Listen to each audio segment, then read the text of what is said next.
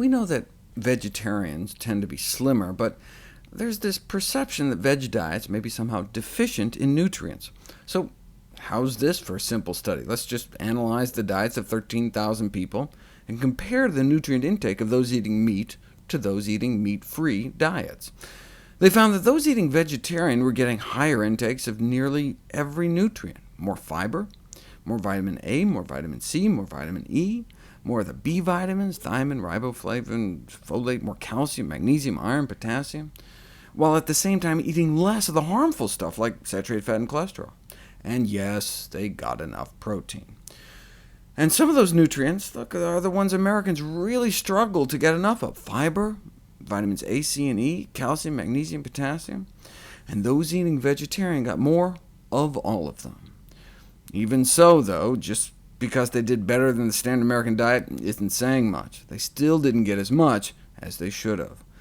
I mean, yes, those eating vegetarian ate significantly more dark green leafy vegetables, but that comes out to just 2 teaspoons of greens more.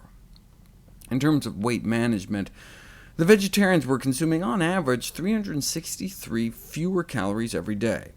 That's like what people do when they go on a diet and restrict their food intake. But that seemed just like what vegetarians ate normally. So a vegetarian diet could be considered an all-you-care-to-eat version of a calorie-restricted weight loss diet, naturally inducing weight loss and also helping maintain healthy weight status long-term. So just following a vegetarian diet alone, without focusing on calorie reduction, could result in weight loss. How sustainable are more plant-based diets long-term? They are in fact among the only type of diets that have been shown to be sustainable long-term, perhaps because not only do people lose weight, but they often feel so much better. And there's no calorie counting or portion control. In fact, vegetarians may burn more calories in their sleep.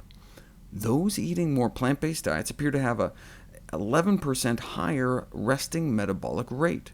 Both vegetarians and vegans in this study just naturally seem to have a revved-up metabolism compared to those eating meat.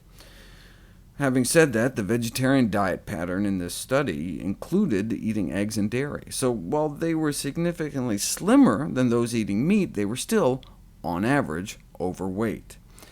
As we've seen before, the only dietary pattern associated with, on average, an ideal body weight was a strictly plant-based one.